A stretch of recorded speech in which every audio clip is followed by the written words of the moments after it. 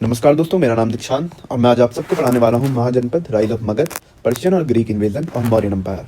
ये सब मैंने चारों डिटेल में यहाँ पे लिखे हुए हैं। महाजनपद क्या है, rise of Magadha, Persian and Greek invasion, Mauryan empire. तो ये सब हम पढ़ने वाले हैं। और ध्यान रखिए, मैंने आपको अभी तक कहाँ तक कवर कराया है, जैनिज्म और बौद्धिज्म लिटरेचर तक।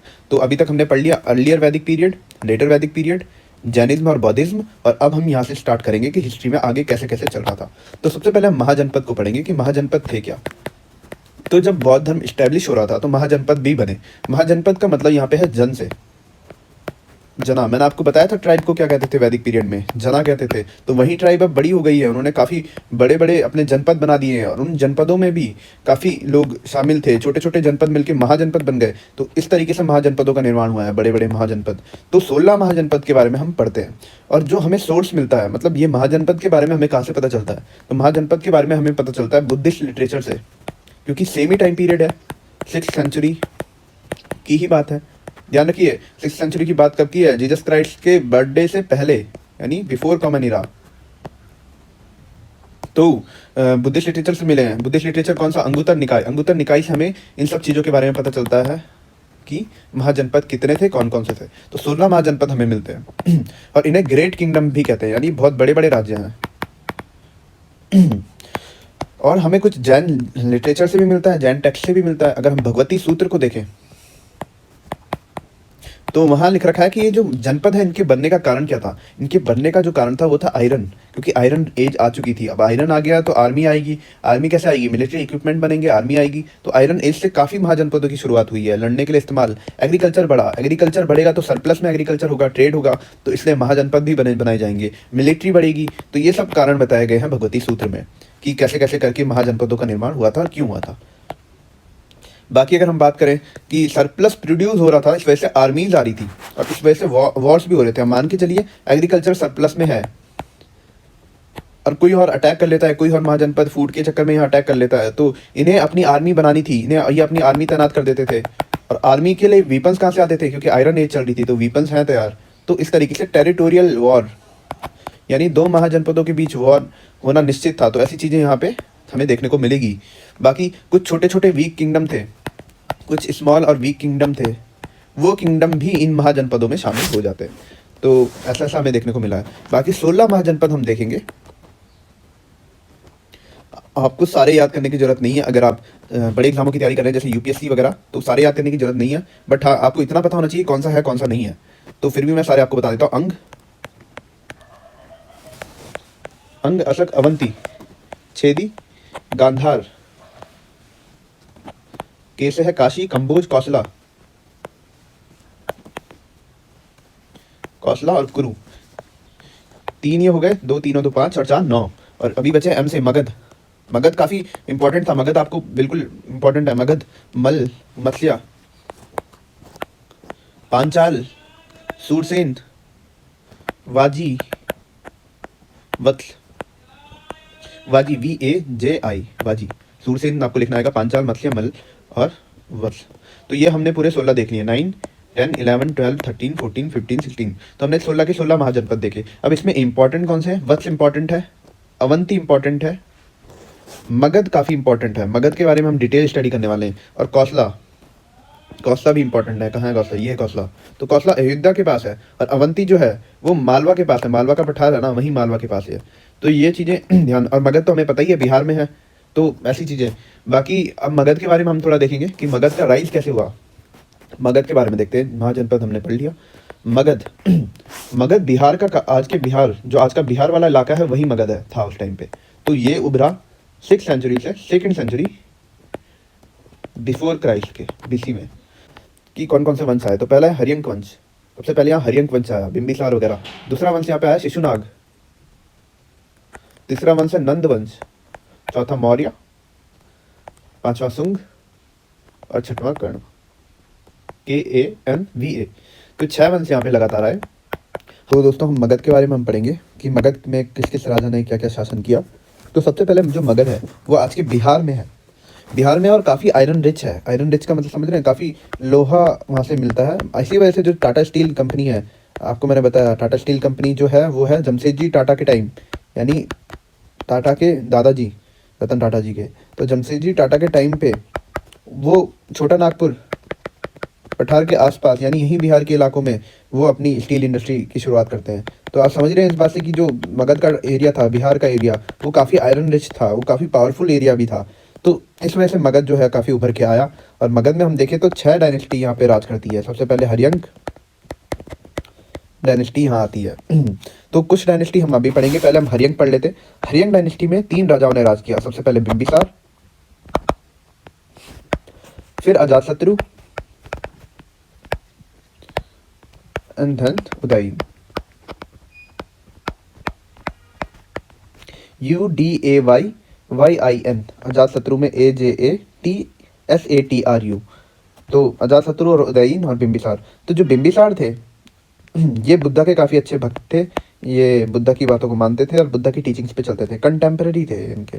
तो बुद्धा के टाइम पे ही बिंबिसार जो है वो राज करते हैं मगध में। तो ये अपनी राजधानी, अपनी कैपिटल बनाते हैं, अपनी कैपिटल ये बनाते हैं राजगीर में। और राजगीर एक ऐसा इलाका था जो पहाड़ों से घिरा हुआ था काफ़ी। मैं आपको एक मैप के थ्रू समझा देता हूँ। यहाँ पे मैं आपको मैप बना के दिखाता हूँ। तो मैंने यहाँ पे एक टेम्परेरी मैप बना दिया, और ये वाला इलाका जो है हमारा, ये वाला इलाका, तो ये बिहार का इलाका था और यही था मगध। आप समझ सकते हैं मैं क्या बात कर रहा हूँ। तो मगध का इलाका यहाँ पे था। तो मेरे लिए हमको यही देखना है कि जो मगध का इलाका शिफ्ट था हमारे इधर के इलाके को हम मगध का इलाका कहते थे। तो हम यहाँ पे एक एक करके चीज़ें देखेंगे। तो सबसे पहले हम देखते हैं कि इन्होंने अपनी जो राजधानी बनाई वो बनाई राजगीर को, और राजगीर थोड़ा नीचे था, नीचे मतलब कि सदर्न साइड था बिहार के। तो मैं इसे लिख देता हूँ यहाँ पे राजगीर। तो ये है राजगीर, और राजगीर जो था वो राजगीर था पूरा पर्वतों से घिरा हुआ। तो मैं इसे ग्रीन के आसपास कर देता हूँ। तो ये एक ऐसी लोकेशन है जो पर्वतों से घिरी हुई है, पहाड़ों से घिरी हुई है। समझ रहे हैं।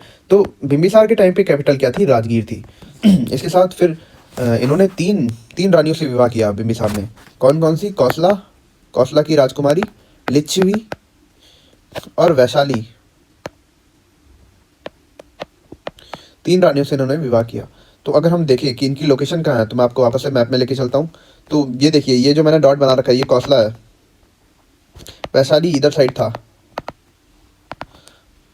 और लिच्छवी लिच्छवी इधर साइड लिच्छवी था। ये यहाँ से मैंने बहुत ही गलत बना दिया है, बट कोई नहीं, आप एडजस्ट करना। यहाँ पे अंग, यहाँ पे एक और राज्य था अंग, और अंग की बहुत इंपॉर्टेंस है, आप देखना। तो ये राजगीर था। यहाँ पे पाटलिपुत्र है, मैं आपको थोड़ा थोड़ा बता दे रहा हूँ। पाटलिपुत्र यहाँ पर है, और जो पाटलिपुत्र है वो नदियों से घिरा हुआ है। नदियाँ मैं यहाँ पे ब्लू से बना देता हूँ। तो ये देखिए नदियाँ, ये नदी, ये वाली राजधानी पाटलिपुत्र जो है नदियों से घिरी हुई थी। तो यहाँ पे नदियाँ हैं, कौन कौन सी नदियाँ हैं? सोन, गंगा, गंडक, घाघरा। मेनली आपको याद रखना है तो आप जी से याद रख सकते हैं कि जी से ही तीनों नदियाँ और एक सोन है। तो घाघरा, गंडक और गंगा नदी यहाँ पे मिलती है। तो मिलती है मतलब कि गुजरती है। तो यहाँ जो पाटलिपुत्र वाली लोकेशन है वो तो बिल्कुल पानी से घिरी हुई है, और जो राजगीर वाली है वो पर्वतों से घिरी है। तो आप देखेंगे कि जो पाटलिपुत्र है वो भी काफ़ी सेफ माना जाता था, क्योंकि कोई आक्रमण नहीं कर सकता था जल्दी, क्योंकि पानी से घिरी हुई है, और राजगीर भी क्योंकि पर्वतों से घिरा है। तो मेनली आप देखेंगे कि पाटलिपुत्र और राजगीर दोनों कैपिटल बनाई गई है मगध के टाइम पे। काफ़ी टाइम आप देखेंगे, मोस्टली टाइम राजगीर और पाटलिपुत्र ही बनी है। तो ये 2 कैपिटल ही मेन है। इन्हीं के बीच आपको थोड़ा बहुत शिफ्ट देखने को मिलेगा, थोड़ा बहुत जो मिलेगा कहीं और शिफ्ट मैं आपको बताऊंगा। तो हरियंक डायनेस्टी में इन्होंने कौशला, लिच्छवी और वैशाली की रानियों से शादी की बिंबिसार ने, और लिच्छवी से जो पुत्र हुए उनका नाम था अजातशत्रु। अब देखिए अजातशत्रु पैदा हुए। अजातशत्रु को इन्होंने क्या किया? जो अंग वाला राज्य मैंने आपको बताया, ये वाला राज्य, ये अंग वाला, ये वाला राज्य अजातशत्रु और बिंबिसार ने मिलकर इस राज्य को अक्वायर किया, और इस राज्य को वाइस रॉयल्टी बिंबिसार ने दे दी अजातशत्रु को। और अजातशत्रु ने आखिर में क्या किया? अजातशत्रु ने बिंबिसार का असैसिन कर दिया, यानी अजातशत्रु ने बिंबिसार को मार दिया, और अपने ही पिताजी को मारकर ये बन गया पूरे मगध का राजा। तो अब हम अगला जो पढ़ेंगे वो पढ़ेंगे अजातशत्रु। तो अजातशत्रु का टाइम देखिए। अजातशत्रु जो है वो भी इस टाइम पे ही आए। किस टाइम पे? जैसे बुद्ध के टाइम पे अब बुद्ध की लिटरेचर कंपाइल हो रही है, जो मैंने आपको बौद्धिज्म और जैनिज्म में पढ़ाया। तो अजातशत्रु के टाइम सबसे पहले इन्होंने अपने पिताजी को मार दिया, किल्ड हिज फादर। अब देखिए मैंने आपको बताया था जिन रानियों से इन्होंने विवाह किया था, किसने? हमारे मगध के राजा बिंबिसार ने, कौशला और लिच्छवी। देखिए लिच्छवी मैंने आपको यहाँ कहीं बताया था, ये लिच्छवी है, ये कौशला है, ये वैशाली है। तो इन्होंने क्या किया? कौशला और वैशाली से तो युद्ध लड़ा, इनके राज्य छीनने के लिए। कौशला और वैशाली से युद्ध लड़ा और लिच्छवी लिच्छवी को उन्होंने 16 सालों में बिल्कुल डिस्ट्रॉय कर दिया, बर्बाद कर दिया। देखिए अपने ननिहाल को बर्बाद कर दिया। तो समझ सकते हैं कि कितना क्रूर था। तो किल्ड हिज फादर और फाउट विद कौशला और वैशाली। इन्होंने कौशला और वैशाली से लड़ाइयाँ की काफ़ी टाइम, और लिच्छवी को इन्होंने पूरा तबाह कर दिया 16 साल में। अजातशत्रु ने बुद्धिज्म को काफ़ी इम्प्रेस किया। और देखिए फर्स्ट काउंसिल, बुद्धिज्म की जो फर्स्ट काउंसिल हुई वो हुई अजातशत्रु के टाइम पे, मैंने आपको बताया था। और ये हुई राजगीर में, जो मैंने आपको बताया कि पर्वतों से घिरा हुआ इलाका है, वहीं राजगीर में पहली काउंसिल होती है। देखिए इसके बाद अजातशत्रु का बेटा आता है, उसका नाम है उदयीन, और ये अपनी कैपिटल बनाता है पहली बार पाटलिपुत्र को, पानी से घिरी हुई जगह पाटलिपुत्र। तो आपको ये सब चीज़ें ध्यान में रखनी है, लोकेशन। बाकी यहीं पे हो जाता है, इसके बाद कोई सक्सेसर नहीं आया, यहाँ पे हरियंग डायनेस्टी खत्म हो जाती है। अब देखिए इन तीनों राजाओं के टाइम पे कुछ आक्रमण हुए, बिंबिसार और अजातशत्रु के टाइम पे भारत में आक्रमण हुए। तो मैं आपको वो भी बताता हूँ कि आक्रमण कैसे कैसे हुए और कहाँ कहाँ से हुए। तो देखिए आक्रमण हुआ पर्शिया का। अगर पर्शिया को देखो तो यहाँ कहीं पर्शिया की लोकेशन है, यहाँ पे देखिए पाकिस्तान, अफगानिस्तान, उस टाइम बलूचिस्तान भी था, तो बलूचिस्तान, और यहाँ पर्शिया, यहाँ कहीं पर्शिया पड़ता है। पर्शिया का मतलब है ईरान, पर्शियन कैट यानी वो ईरानियन कैट है वो। तो जो पर्शिया है वहाँ एक वंश चलता था जिसका नाम है अरकाइमेनिड। वहाँ चल रही है एक अलग डायनेस्टी, अरकाइमेनिड डायनेस्टी, ARCHAEMENID, अरकाइमेनिड डायनेस्टी। और इसके जो राजा थे उनका नाम था साइरस। अब देखिए जो साइरस है वो यहाँ से कैसे अटैक करते हैं। साइरस बिल्कुल घूम के जाते हैं और ये इंडिया में एंटर करते हैं इस वाले इलाके से। देखिए ये जो यहाँ से मुड़ा हुआ इलाका है ना, इस वाले इलाके से एंटर करते हैं। देखिए ध्यान दीजिए, यहाँ पे काबुल वैली है, यहाँ कम्बोज है, काबुल कम्बोज, और यहाँ पड़ता है गांधार, गांधार का इलाका। बिल्कुल एग्जैक्ट मान के मत चलना, मैं बिल्कुल आपको लोकेशन बताऊंगा थोड़ा थोड़ा, बिल्कुल एग्जैक्ट मत मान के चलना मैं आपके हिसाब से। बाकी देखिए सिंध नदी की जो ट्रिब्यूटरीज हैं, इंडस, झेलम, चेनाब, ये भी यहाँ से गुजरती है। देखिए ऐसे ऐसे, ये झेलम, ये चेनाब, ब्यास नदी, तो देखिए ये सब नदियाँ यहाँ से गुजरती है। तो रावी मैंने छोड़ दी बट कोई नहीं। तो ये पूरा इलाका जो बन जाता है हमारा, कौन सा, ये नदियों वाला इलाका, ये पूरा इलाका जो बन जाता है, ये बन जाता है इंडस वैली का इलाका या फिर बेसिन का इलाका। तो यहाँ पे जो साइरस थे वो पहले काबुल से घुसते हैं, काबुल, काम्बोज, फिर गांधार से घुसकर ये सिंध वाले इलाके में अपना वो कर देते हैं, एस्टेब्लिशमेंट कर देते हैं ठीक ठाक। तो अब इसके बाद हम देखेंगे कि ये क्या करते हैं, इंडस रिवर के जो सिंधु नदी है यहाँ से यहाँ तक ये अपना वो कर देते हैं, एक्वायर कर देते हैं। बट इसके बाद ये वापस चले जाते हैं। तो अब इसके बाद हम देखेंगे ये आते हैं बिंबिसार के टाइम पे, साइरस बिंबिसार के टाइम पे ये सब करते हैं। अब देखिए ये ध्यान दीजिए, बिंबिसार कहाँ है, बिंबिसार तो यहाँ है, बिंबिसार का यहाँ से कोई लेना देना नहीं है। बस मैं आपको टाइमलाइन बता रहा हूँ कि किसके टाइम पे क्या हो रहा है, कोई लेना देना नहीं है, क्योंकि बिंबिसार तो मगध पे राज कर रहे हैं। तो इसके बाद इनके जो बेटे के बेटे यानी इनके पोते साइरस के ग्रैंडसन, वीडियो में ही हो गया, साइरस के ग्रैंडसन जो हैं उनका नाम है डेरियस, डेरियस प्रथम, डेरियस वन। ध्यान दीजिए ये रोमन में लिखा जाता है, ये अंकों में नहीं लिखा जाता है ये वन, जो भी राजाओं के आगे लगता है। तो डेरियस वन जो थे ये काफ़ी पावरफुल थे, और ये वापस से उसी इलाके से जहाँ से इनके दादा आए थे साइरस, वहीं से वापस घुसते हैं। और घुसने के बाद ये काबुल वैली, कम्बोज वैली, गांधार के इलाके में एक्वायर करते हैं। उसके बाद ये इंडस वैली में घुसते हैं, और इंडस वैली में घुसते घुसते ये पंजाब तक पहुँच जाते हैं। सोचिए पंजाब तक ये पहुँच जाते हैं, और पंजाब को एनेक्स कर देते हैं, यानी एक्वायर कर लेते हैं। तो ये काफ़ी शक्तिशाली थे, और ये पंजाब तक घुस जाते हैं। और साथ साथ ये भारत लेके जाते हैं। भारत को ये, भारत में काफ़ी गोल्ड उगता था कि, तो ये भारत आते हैं, पंजाब को एनेक्स करते हैं, और पंजाब से यहाँ से सिंध वाले इलाके से गोल्ड ले जाते हैं, गोल्ड को टैक्स के तौर पे ले जाते हैं। तो ध्यान दीजिए जो डेरियस वन है वो गोल्ड को टैक्स के तौर पे वापस ले जाते हैं, कहाँ, अपने पर्शिया, ईरान। और साथ साथ इसके बाद इनके जो बेटे हैं उनका नाम है जिग्जस, सॉरी, तो डेरियस के जो बेटे हैं उनका नाम है जर्जस, ये जिग्जस भी कहते हैं। तो जर्जस जो थे ये इनके सक्सेसर थे, इनके बेटे थे। और इनकी लड़ाई जो पर्शिया थी, इनकी लड़ाई पहले से जहाँ ग्रीक से चल रही थी, इधर ग्रीक है, और ग्रीक से पहले से इनकी लड़ाई चल रही है, ईरान और ग्रीक की। तो जर्जस जो थे वो ग्रीक से लड़ाई हार जाते हैं, डिफीट हो जाते हैं। बट ये एक काम करते हैं, जरदस्त क्या करते हैं, इंडिया से इन्फेंट्री और कैवलरी लेके जाते हैं। इन्फेंट्री मतलब जो हमारे जवान थे, जो हमारी आर्मी थे, ये भारत से आर्मी लेके आते हैं अपनी लड़ाइयों में। यानी इंडिया की जो आर्मी है, जो यहाँ की इन्फेंट्री है, जो पैदल चलने वाले हमारे सैनिक हैं, उनको ये लेकर आते हैं लड़ाई के लिए। और ध्यान रखिए, यहाँ लड़ाई कौन सी चल रही है इनकी, ग्रीक के साथ 2 लड़ाइयाँ इनकी चल रही है। दोनों के नाम आपको बता देता हूँ, बैटल ऑफ सैलेमिस और बैटल ऑफ थर्मोपाइल। ये 2 लड़ाइयाँ यहाँ चल रही है। आपकी समझ नहीं आ रहा होगा तो एक बार दोबारा लेक्चर देखना, आपकी बिल्कुल समझ में आ जाएगा मैं क्या क्या बात कर रहा हूँ।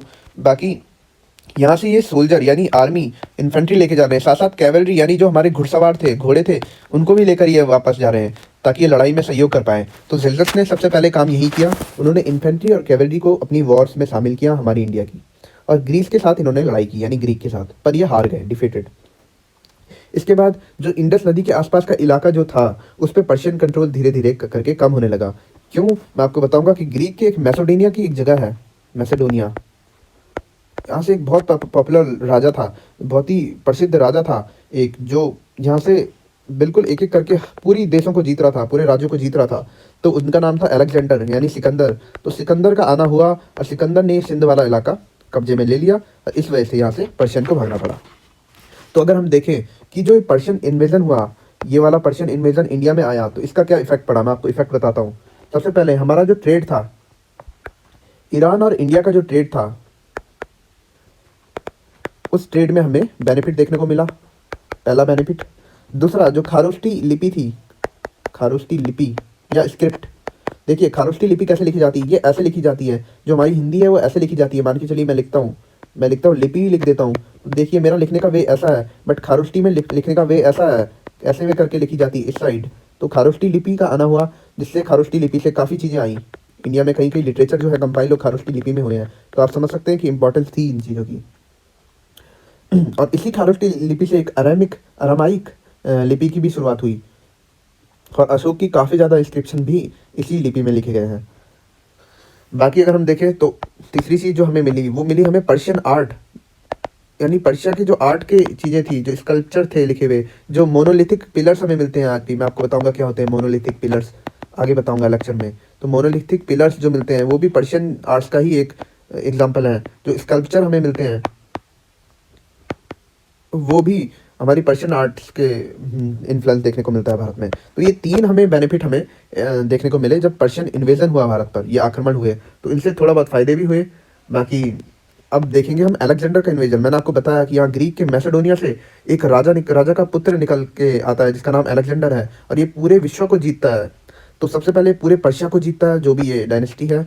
एक काम करता हूँ, मैं अलेक्जेंडर का इलाका जीता हुआ रेड में दिखाता हूँ। तो सबसे पहले देखिए, ये पूरे पर्शिया को जीतेगा, देखिए पर्शिया को इसने जीता।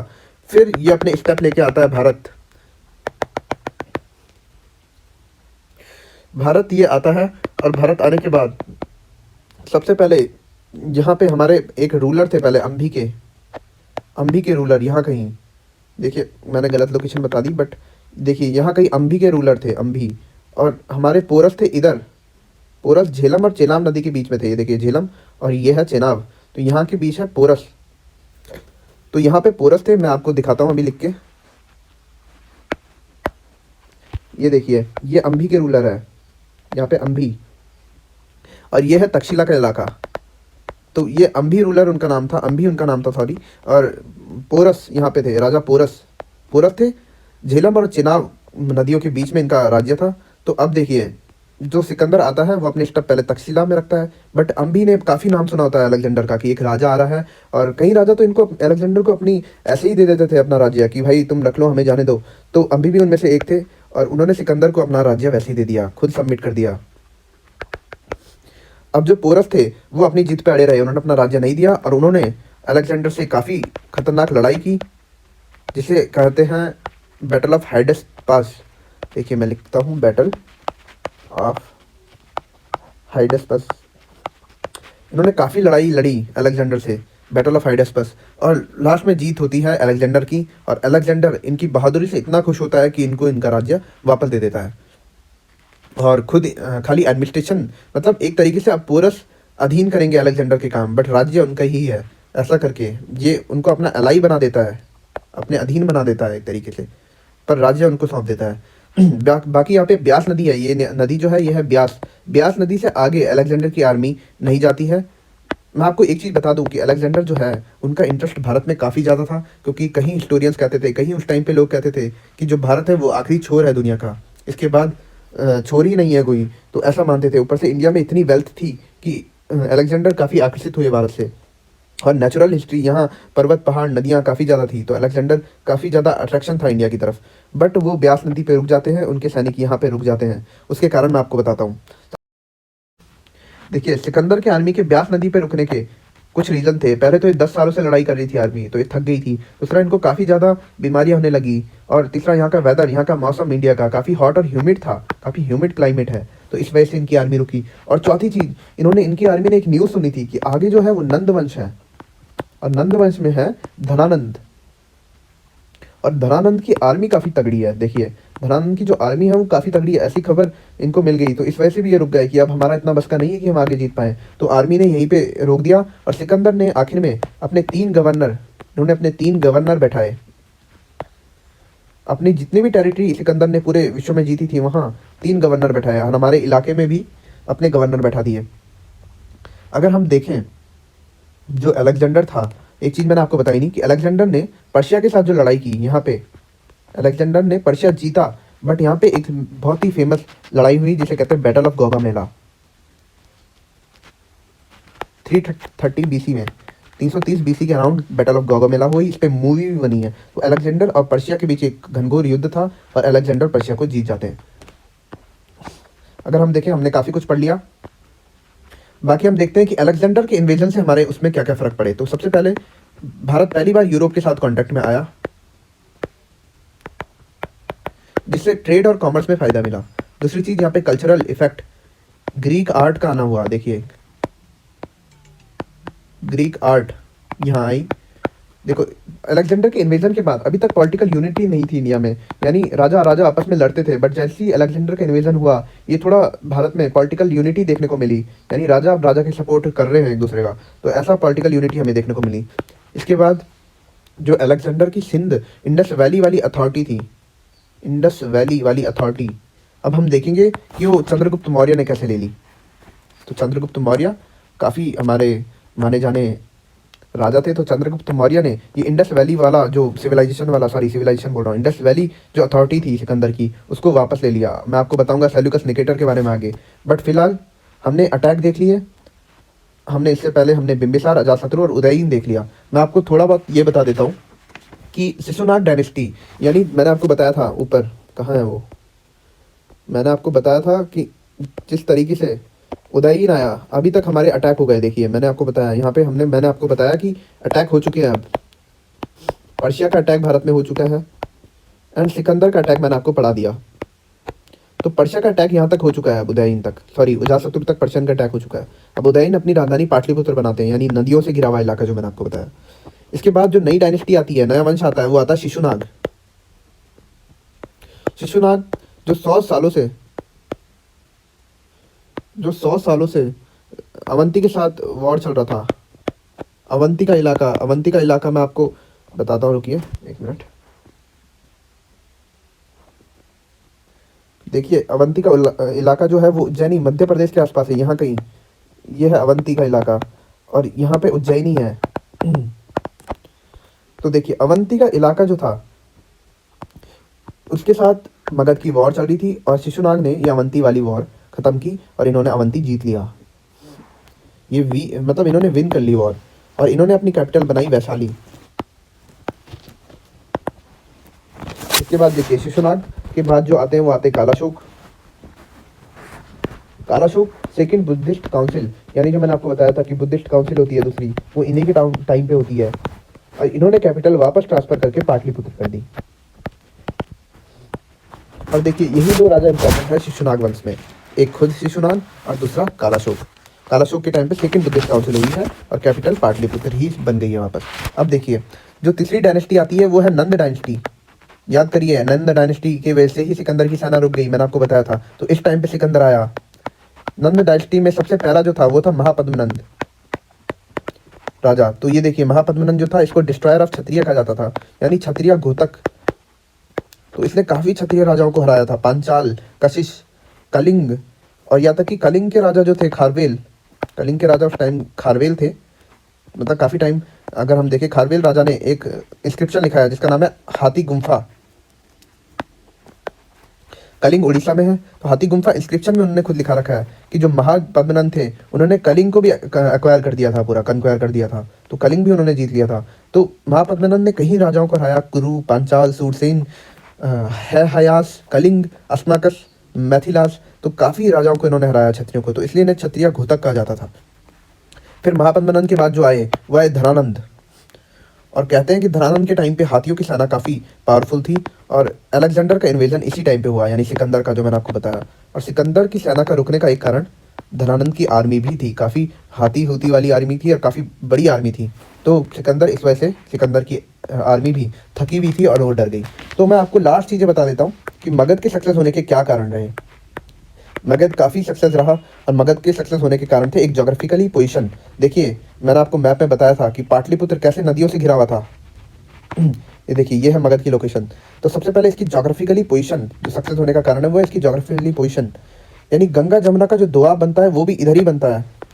यहाँ अगर आप पहला लेक्चर देखेंगे तो मैंने वहाँ बताया था आपको कि यहाँ गंगा जमुना का दोआब बनता है।